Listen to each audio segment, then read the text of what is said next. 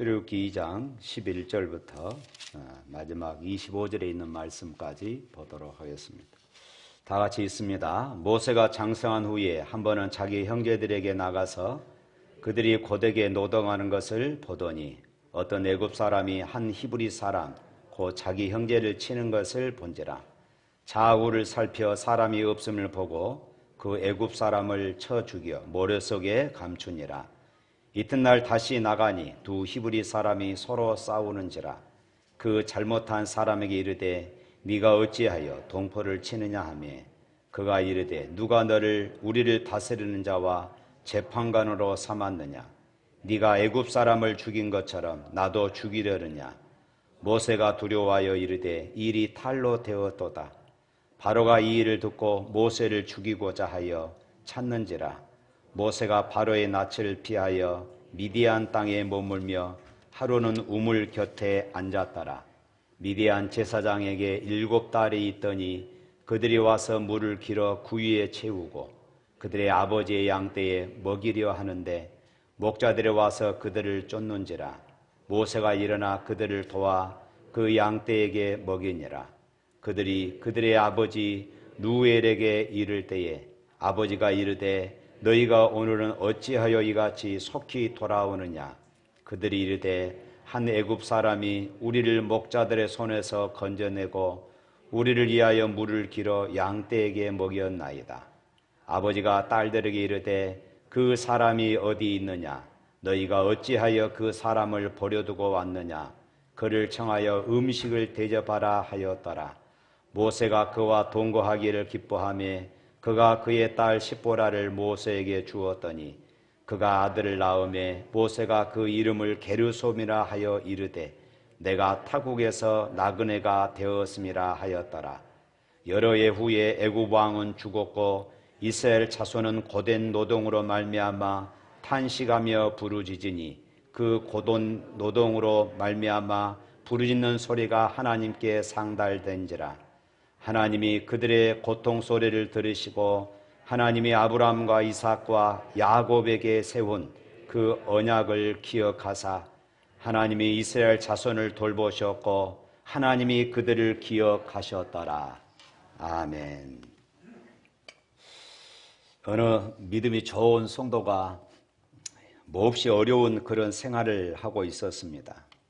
믿음으로 현실을 고통스러운 현실을 견뎌 나가고 있었지만은 그것이 쉽지만은 않았고 매우 힘들었습니다. 그래서 기도할 때마다 하나님 너무 힘듭니다. 하나님 너무 힘듭니다. 믿음으로 살기가 너무 힘듭니다. 하나님 뜻대로 사는 것이 너무 힘듭니다.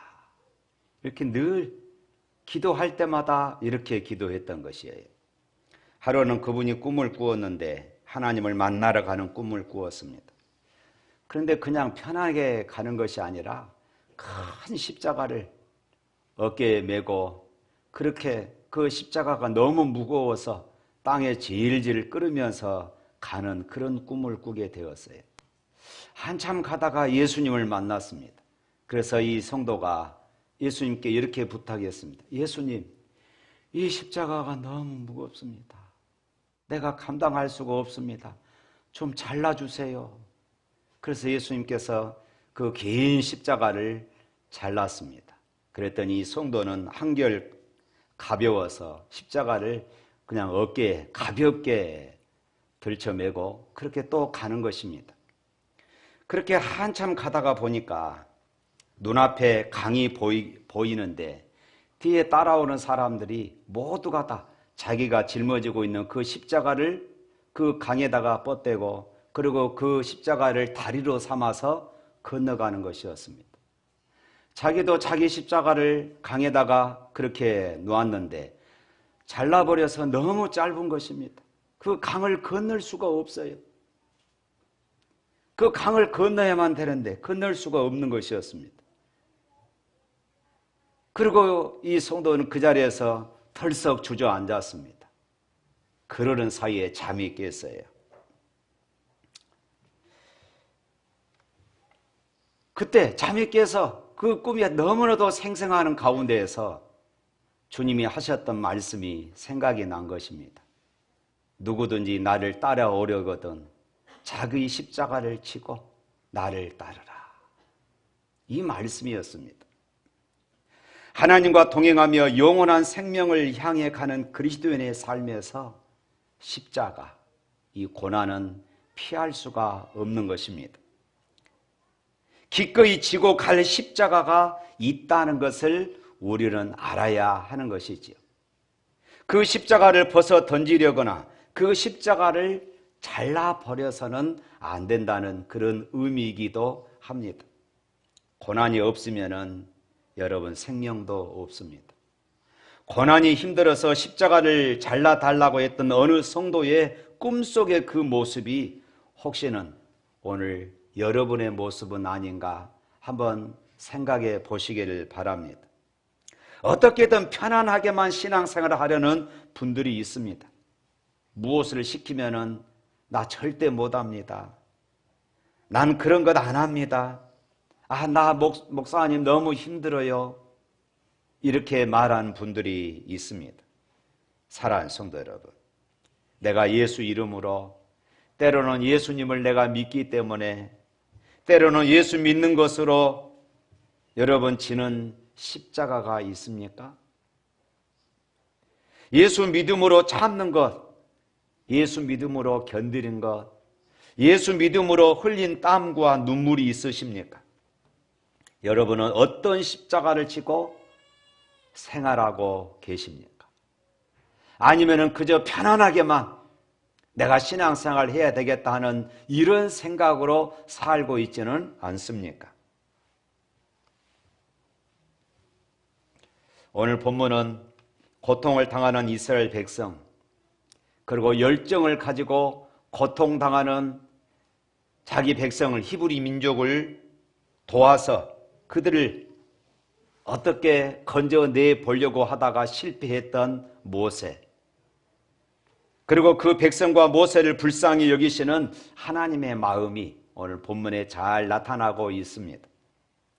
11절 말씀에 보면은 모세가 장성한 후에, 이 출애굽기 이 말씀만 보면은 모세가 얼마만큼 장성했는가, 나이가 몇 살인가 하는 것을 알 수가 없습니다. 그러나 신약성경 사도행전 7장 23절 말씀에 보면은 나이가 40이 되매 라고 하는 말씀이 있습니다. 그러니까 지금 이 말씀은 모세가 이제 40살이 되었다 그 말씀입니다. 그리고 11절에 한 번은 자기 형제들에게 나가서 그들이 고독에 노동하는 것을 보더니 히브리 사람과 자기 형제를 치는 것을 본지라. 히브리 민족이 애굽에서 지금 노예 생활하고 있습니다.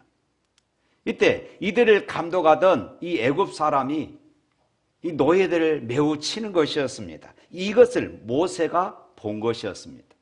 여기서 이 보았다, 이 원문에 이 보았다 이 말의 의미는 강 건너 불 구경하듯이 구경꾼처럼 보았다 하는 이런 의미가 아니라 마치 매맞고 죽어가는 그 모습이 바로 자기 자신인 것처럼 고통하면서 그 고통을 느끼면서 지켜보았다 하는 그런 의미입니다.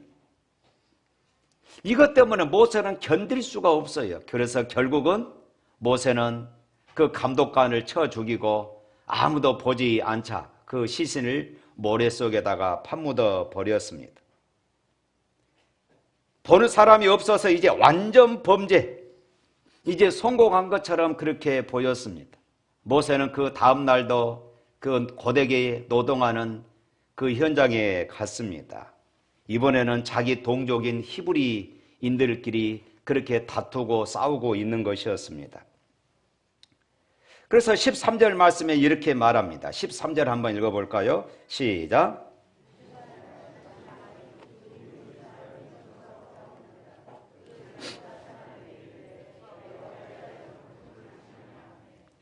그 잘못한 사람에게 이르되 네가 어찌하여 동포를 치느냐, 이렇게 이야기하니까 그 히브리 사람들이 의외의 반응을 보입니다. 14절에 보니까 누가 너를 우리를 다스리는 자와 재판관으로 삼았느냐, 네가 애굽 사람을 죽인 것처럼 나도 죽이려고 하느냐? 이 말을 들은 모세는 깜짝 놀랐습니다. 어제 애굽 사람을 죽일 때 보는 사람이 아무도 없었거든요. 완전 범죄였던 것입니다. 그런데 이것을 보는 사람이 있었고 또 이 소문이 바닥에 퍼져버렸습니다. 그리고 결국은 이 소문이 왕궁에까지 그렇게 퍼지게 되었고 바로가 이 소식을 듣게 되었습니다. 생각해 보십시오. 당시에 이 왕족, 이 왕자가 사람 하나 죽이는 것은 아무것도 아니지 않습니까? 그런데 오늘 말씀에 보면은 모세는 두려움이 생겼어요. 그 말의 의미는 지금 모세가 바로의 궁중 안에서 차기 왕권 다툼으로 인해서 많은 정적들이 있었다는 것을 알 수가 있어요. 그래서 이번이 기회다 해서 바로와 그 정적들은 모세를 죽이려고 했던 것입니다. 그래서 모세는 더 이상 이 왕궁에 머무를 수가 없습니다. 여기서 한번 생각해 보십시다. 누가 이렇게 이 작은 사건을 이렇게 악화시키고 있는 것일까요? 누가 모세로 하여금 도망갈 수밖에 없도록 이렇게 상황을 조정하고 계실까요? 바로 그분은 하나님이셨던 것입니다. 하나님이 그렇게 하셨어요. 이 사건을 통하여 하나님은 지금 모세를 광야로 내몰고 있는 것입니다. 여러분 참 이상하지 않습니까? 모세가 미디안 광야로 도망간 것은 자기를 죽이려는 바로와 그 정적들을 피해서 도망을 갔습니다. 그러나 성경의 해석은 이것이 하나님의 섭리였고 모세의 믿음의 결과였다고 기록합니다. 하나님은 지금 모세를 이 상황을 통하여서 이 사건을 통하여 모세를 훈련시키고 연단시키고 계셨던 것입니다. 모세는 120년을 살았습니다. 바로의 왕궁에서 왕자로서 그렇게 40년을 살았습니다. 그리고 미디안 광야에서 40년을 살았고 나머지 40년은 이스라엘 백성들을 출애굽시켜서 그렇게 이스라엘의 지도자로 40년을 살게 되어집니다. D.L. 무디는 그의 한 설교에서 모세를 설교하면서 이렇게 말했습니다. 처음 40년, 그러니까 바로 궁중에서 왕조로서의 40년을 이렇게 표현했습니다. 나는 내가 배운 지식과 주먹과 권력과 힘으로 무엇이든지 할 수 있다고 생각했던, 나는 꽤 괜찮은 존재라고 생각했던 기간이었다. 바로의 궁중에서의 모세의 모습은 바로 그랬습니다. 두 번째 40년 기간은 나는 하나님이 안 도와주시면 아무것도 할 수 없는 존재라고 절망하고 좌절했던 그런 기간이었다. 이것이 이제 미디안 광야 시절이었습니다. 그리고 나머지 40년은 이스라엘 백성들과 함께 출애굽했던 모든 여정은 나는 하나님의 절친한 친구 그리고 하나님의 절친이었던 기간이었다. 이렇게 고백했습니다. 오늘 여러분들은 어떻습니까? 신앙생활 하지만 예수 믿지만은 나는 내가 배운 지식과 주먹과 권력과 힘으로 무엇이든지 내가 마음만 먹으면 다 할 수 있다고 생각하며 나는 꽤 괜찮은 존재라고 생각하고 있지는 않습니까? 하나님과 동행하는 삶을 살아갈 수 있기를 축복합니다. 오늘 본문은 모세의 생애 중 제2기 광야에서 미디안에서의 그런 40년, 어쩌면 가장 비참했던 한 기간을 다루고 있습니다. 그러나 성경은 이 모든 과정이 하나님의 손 안에 있는 믿음의 기간이었다고 해석하고 있습니다. 하나님 안에서는 고난도 아름다운 기회요 믿음이었다는 것을 성경이 우리에게 가르쳐주고 있는 것이에요. 오늘 본문의 사건을 신약 성경이 어떻게 해석하고 있는지 주목해야 합니다. 역사가 흐른 다음에 출애굽기를 바라보는 이 믿음의 사람들의 해석입니다. 히브리서 11장 24절부터 26절에 있는 말씀 우리 다 같이 한번 읽어보도록 하겠습니다. 시작. 믿음으로 모세는 장성하여 바로의 공주의 아들이라 칭함받기를 거절하고 도리어 하나님의 백성과 함께 고난받기를 잠시 죄악의 낙을 누리는 것보다 더 좋아하고 이하여 많은 수모를 애굽의 모든 보화보다 더 큰 재물로 여겼으니 이는 상 주심을 바라봄이라. 할렐루야. 여기 24절에 중요한 단어가 등장합니다. 거절하고 했습니다. 거절하고 무엇을 거절했습니까? 믿음으로 모세는 장성하여 바로의 공주의 아들이다 칭함을 받는 것을 거절했다 이렇게 말합니다. 모세는 당시 세계 최대 강국인 이집트 제국의 통치자가 될 수 있는 명예와 권세를 거절했다고 이렇게 말해요. 그리고 25절에서는 쾌락을 또 거절합니다. 도리어 하나님의 백성과 함께 고난받기를 잠시 죄악의 낙을 누리는 것보다 더 좋아하고 24절에서는 거절하고 이렇게 소극적인 의미로 기록했다면 25절에서는 적극적으로 더 좋아했다 이렇게 말하고 있어요. 자기 백성들과 함께 고난받는 것이 더 의미 있는 일이요, 더 가치 있는 일이요, 더 보람찬 일이요, 하나님께서 기뻐하시는 일임을 알고 그것을 더 좋아했다 이렇게 기록하고 있어요. 이것이 오늘 저와 여러분의 고백이 될 수 있기를 축원합니다.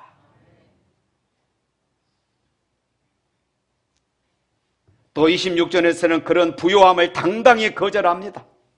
이것은 더욱 적극적인 비전을 보았기 때문입니다. 하나님의 비전을 보았다고 말하고 있습니다. 그래서 모든 애굽의 보화를 거절할 수 있습니다. 우리는 노력하고 애써서 보물과 그리고 보화를 얻으려고 우리는 애를 썼는데 모세는 가만히 있어도 그것을 다 얻을 수가 있었어요. 그것을 다 누릴 수가 있었습니다. 그럼에도 불구하고 모세는 그것을 거절했다 이렇게 말씀해요. 모세는 하나님이 원하는 바가 무엇일까? 하나님께서 내게 기대하시는 바가 도대체 무엇일까? 마지막 때에 종말의 선지자로 살아가기 원하는 하나님의 영광스러운 그 꿈이 무엇일까? 이것을 항상 생각하며 살았던 것입니다. 그것을 왕궁의 유모로 들어왔던 자기 어머니에게 끊임없이 이 히브리 민족의 역사에 대해서 들었기 때문이었던 것이지요. 모세의 이야기를 히브리서 보면은 모세는 믿음으로 살았다. 믿음으로 거절하고 믿음으로 고난의 길을 더 좋아했다고 이렇게 기록하고 있어요.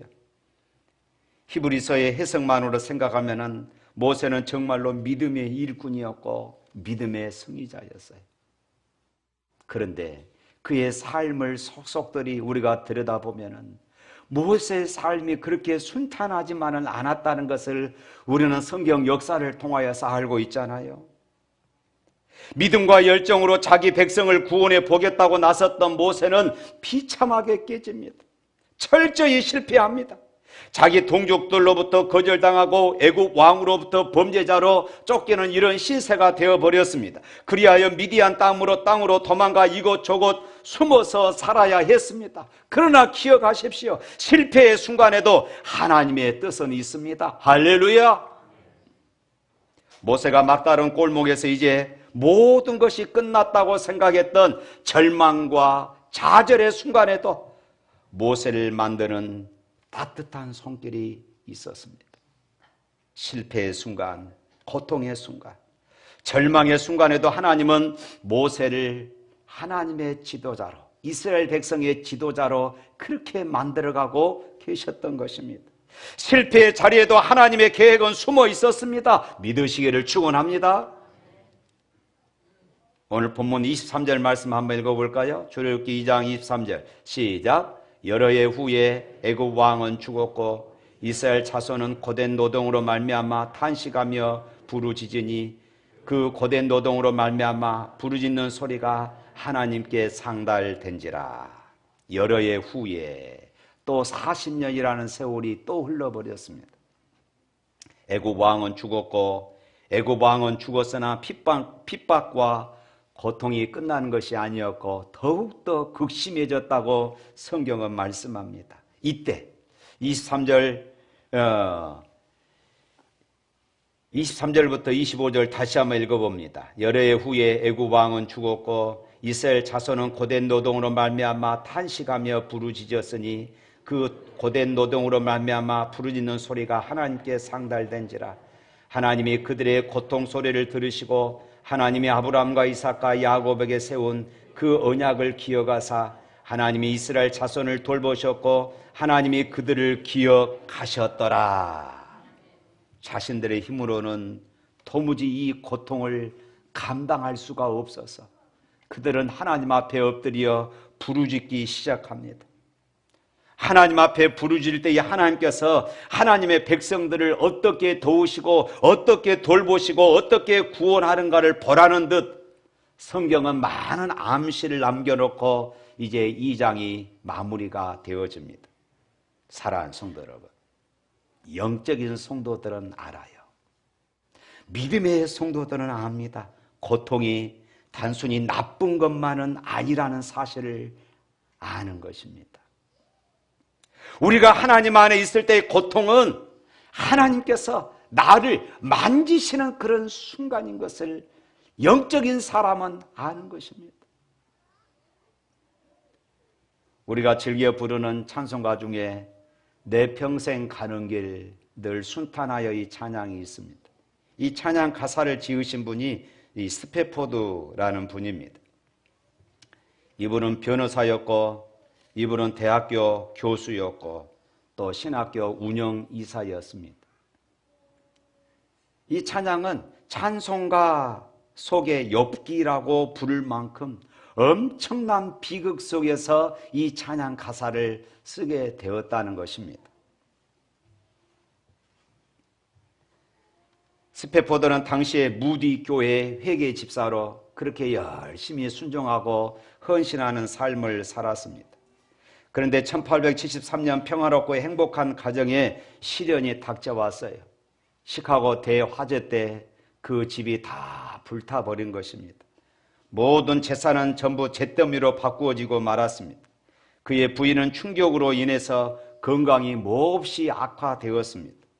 환경을 바꾸어 보라는 의사의 권유로 병약한 그 아내와 그리고 자녀들을 위해서 이제 휴양을 보내려고 유럽으로 그렇게 여행을 보냅니다.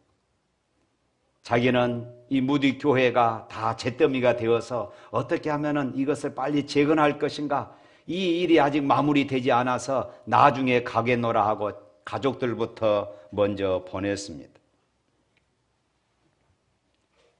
여객선은 일주일 동안 대서양을 순항하다가 영국 선적 철갑선 노키안과 정면으로 충돌하여서 226명의 승객을 실은 채 이 배는 여객선은 바다로 침몰하고 말았습니다. 다행히 스페포드 부인은 익사하기 직전 실신한 채 구명정에 의해서 구조되었지만은 4명의 아이들은 다 익사하고 말았어요. 얼마 후 스페포드 부인은 웨일즈 카디프에 도착해서 남편에게 전보를 쳤습니다. 배가 침몰, 혼자 구조돼. 이 소식을 들은 스페포드는 억장에 무너졌습니다. 그리고 아내를 데리러 서둘러 영국으로 가는 배를 탔습니다. 그 탄 배가 대서양 사고 지점을 통과하게 되는데 그는 아픔과 슬픔으로 밤이 새도록 하나님 앞에 울부짖었어요. 하나님, 왜 나에게 이런 시련을 주십니까? 왜 나에게 이런 고통을 주십니까? 그런데 새벽에 그는 일찍이 체험하지 못한 그 평안을 마음에 느끼기 시작합니다. 하나님께서 그의 마음을 만지시고 말할 수 없는 고통, 말할 수 없는 슬픔을 평안으로 그렇게 바꾸어 주셨던 것입니다. 그는 종이를 꺼내서 그 마음의 평안을 글로 남겼어요. 그것이 우리가 즐겨 부르는 그 찬송가로 태어나게 된 것입니다. 내 평생에 가는 길 순탄하여 늘 잔잔한 강 같든지 금풍 바로 무섭고 어렵든지 나의 영혼은 늘 편하다. 여러분, 어떻게 이럴 수가 있습니까? 어떻게 이렇게 고백할 수 있습니까? 하나님이 그 고통 중에 있는 스페포드를 만지셨던 것이에요. 그 고통이 변하고 그 슬픔이 변하고 그 눈물이 변하여 내 영혼은 평안해 찬양할 수 있게 된 것입니다. 할렐루야. 사랑하는 성도 여러분, 스페포드가 그 고통 중에서 체험한 이 평안은 세상은 설명할 수가 없습니다. 그 평안이 하나님으로부터 온 것이기 때문에 그렇습니다. 우리가 환난을 당하나 담대하게 되는 것 또한 세상에 설명할 수 없습니다. 하나님이 주시는 담대함이기 때문에 그렇습니다. 미국의 한센병 환자 재활병원의 원장으로 일했던 폴 브랜드 박사가 인도에 가서 나병 환자들을 치료하는 그 선교 일을 합니다. 그리고 영국에 가서 이곳저곳 방문하며 긴 시간의 기차 여행을 그렇게 하게 되어집니다. 그런데 어느 날 밤 늦은 시간에 그날도 몹시 피곤해서 지친 몸으로 호텔에 돌아와 목욕을 하고 발꿈치를 만지는데 아무런 감각이 없는 것입니다. 그래서 바늘을 하나 찾아가지고 그 바늘로 발 뒤꿈치를 찔렀습니다. 느낌이 없어요. 이번에는 더 깊이 찔렀습니다. 피가 나오는데도 아무런 느낌이 없었습니다. 그 순간 브랜드 박사는 무서운 생각이 들었어요. 나병이 나에게 전염된 것은 아닐까. 이제 걱정이 생깁니다. 가족들과 떨어져 세상 모든 사람들로부터 버림받는 애딴 곳에서 애롭게 살아가야 할 그 자기의 인생이 그려지는 것입니다. 서럽게 다가왔습니다. 하나님, 왜 이렇습니까? 말할 수 없는 눈물의 시간을 보냅니다. 고통의 밤을 지금 지새웁니다. 잠을 이룰 수가 없어요. 침대에 엎드려서 흐느껴 울다가 잠이 들고 또 깨서 흐느껴 울기 시작합니다. 새벽녘이 되어서 자기 손에 여전히 들고 있는 그 바늘로 자기 발 뒤꿈치를 또 찔러봤습니다. 얼마나 아프든지 깜짝 놀랐습니다. 그 증세는 다름이 아니라 너무나도 오랜 시간 동안 여행하고 고되게 일하다 보니까 다리가 잠시 마비되었던 것이에요. 그리고 마비되었던 발이 새벽녘에 부러져서 다시 고통을 느낄 수가 있었습니다. 그는 벌떡 일어나서 외쳤습니다. 하나님 아버지 감사합니다. 고통을 주셔서 감사합니다. 하나님, 내 인생에 이런 고통이 온다 할지라도 고통을 느낄 수 있음에 감사하며 살겠습니다. 사랑하는 성도 여러분, 인간의 고통, 하나님이 지금 나를 만지시는 순간인 것을 믿습니다. 사랑하는 성도 여러분, 여러분은 지금 어떤 고통 가운데 이곳에 오셨습니까? 누구에게도 이야기할 수 없고 애롭고 아픈 고통을 느끼며 눈물을 닦고 이곳에 오셨습니까? 때로는 여러분들이 교회 안에서 감당하고 있는 그 일들이 너무 힘들어서 모두가 다 내려놓고 싶은 그런 심정은 아닙니까? 그러나 여러분이 그 고통으로 말미암아 하나님 앞에 부르짖을 수만 있다면 그 고통을 하나님께서 붙들어 주시고 기억하시고 돌봐 주실 수만 있다면 고통도 여러분의 인생에 새로운 기회가 될 것을 믿습니다. 우리 모두는 약점이 있고 넘어질 수 있고 깨어질 수 있고 실패할 수 있고 실수할 수 있습니다. 그러나 그 실패를 통하여서 하나님 앞에 엎드리고 하나님을 만날 수 있다면, 하나님께서 나를 찾아오셔서 나를 만나 주신다면, 내 신앙이, 내 기도가 하나님 안에 있다면 그 실패는, 그 고통은 하나님께서 나를 만져주시는 순간이 되어질 줄로 믿습니다. 할렐루야.